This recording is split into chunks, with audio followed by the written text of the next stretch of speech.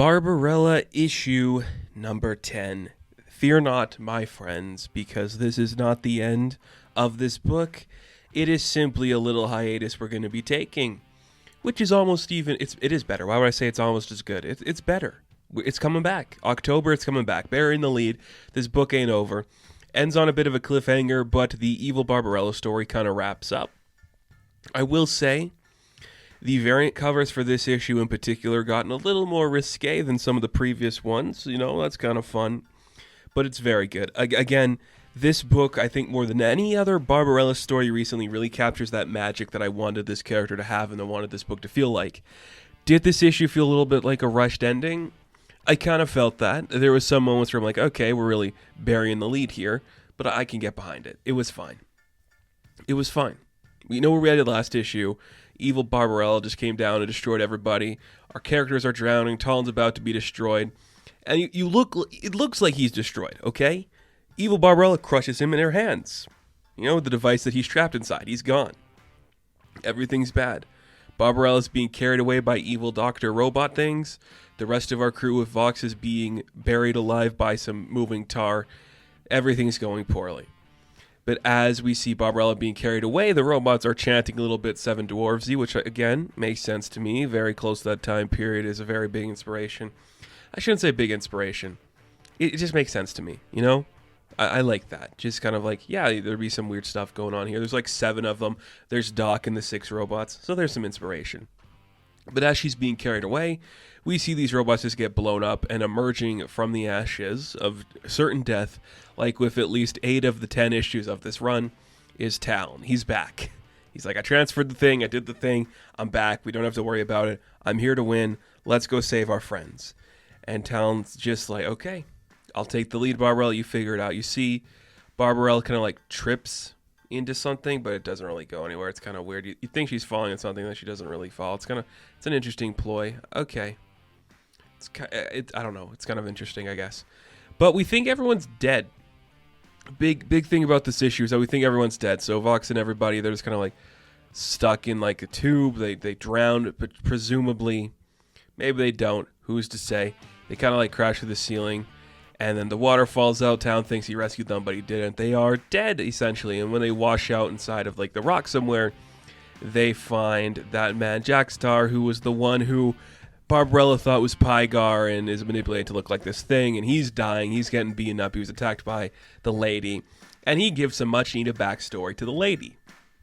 Again, this is the final issue of this story. But if I had to venture a guess, that's what's going to happen in the later issues. We're going to see the redemption arc of the benevolent lady here. Makes sense to me. I can get behind that. So she started off just like anybody else on what's the planet Bibalicon, and she was just like, this is fine. I'm happy. I'm good. Until one day, she just saw Pygar fly by, and suddenly the sensation started. That's right, folks. One of my favorite parts of Barbarella lore, one of my favorite things just to happen in terms of a character's like story arc. They see somebody sexy AF and they get horny, and suddenly it's like, I want that. But she sees that Pygar is with Barbarella, and she's like, that's what he wants. He wants that. Okay, I'm going to make myself look like that. And as we see the dying words of Jackstar, he dies. He's like, can you tend to my nest, please? Make sure everything's good there. And he's dead. Like, he's dead. But for some reason, when Talon goes to resurrect everybody else, we don't resurrect Jackstar. He's dead. We just get the humans and Vic. So it's like, okay, that's kind of fun, I guess. Let's just leave the guy who was like physically wounded and bleeding, but we'll save the people that drowned eternally. Okay, that's fine. So they kind of crawl out of the service. They think everything's going well. They're trying to get back on the ship, pretty much just to figure out like where the lady's going. So they think they got her, and when they see her boarding the ship, when she gets on the ship, she kills George. Yeah, our dinosaur's dead. Wow, why? This is like, that's tragic. Everything in this book, because when you see George die, there's a tear rolling down his face. You're like, you killed the dinosaur? And he's crying? This is some sick shit. What are you doing? And Barbarella jumps on her. It's like, how could you? You don't know what you're doing. It sucks. And then we see that Talon kind of just affects her. Lightnings her a little bit, scars her face. Like the evil is pouring through her. And then we just do a denouement and cut away. which I get. I get this completely. I completely understand. We captured her. It's done. And then the story kind of becomes a really interesting message that is so perfectly in line with the Barbarella character. It was heartbreak that was her downfall. She was her own worst enemy. Her need to be loved and be beloved by the people and by a certain person led her down a path that she couldn't control. That is a great message for a story like this. It's like you can love yourself, but you I guess the love yourself lesson's important. You should love yourself, but don't love others unless you can love yourself. It's kind of the message that's being said here. That's kind of beautiful in a really weird way, and it's so Barbarella, and I just really like that.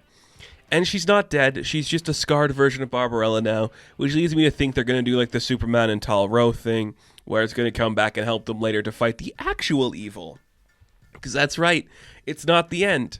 It's not the end. I wonder if sales were good on this book, and they said, let's do another arc.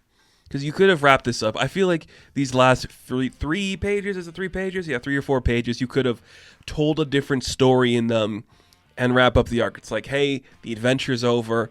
Now we can go home. It was beauty that killed the beast. You know, that classic line. That's how you could wrap it up. But no, we are not wrapping it up right there. We stopped the lady. Her shenanigans are done for. It's not over, because as they're doing some research and Vic's like phones home, we learn there's a bigger threat on the horizon. She was working for someone called the Unnameable, and the Unnameable is this huge, scary entity across the galaxy that conquers things and destroys things, and it's going to war with the architects, and it's like, okay, we're going to war? Okay, that's fun. Is it fun? It's interesting. I like that a lot. So, evil thing is going to war with a peaceful thing. How is this going to stop anything? How is this going to happen? It's the war to end all wars. Barbarella's going to save the day. Very cool. I'm on board for that. I like it. So, yeah, this issue is pretty fast. You see, it's just kind of like everyone's going to die. Everybody's saved.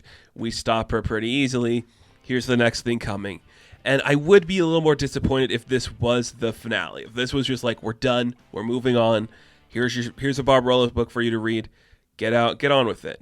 I'd be like, ugh, this sucks. Why is this so lazy? But because we're getting more issues in October, I'm not disappointed. I'm just like, okay, yeah, this is how this arc ends. It's not some big climactic battle. It's just a simple, she'd lost because of her hubris.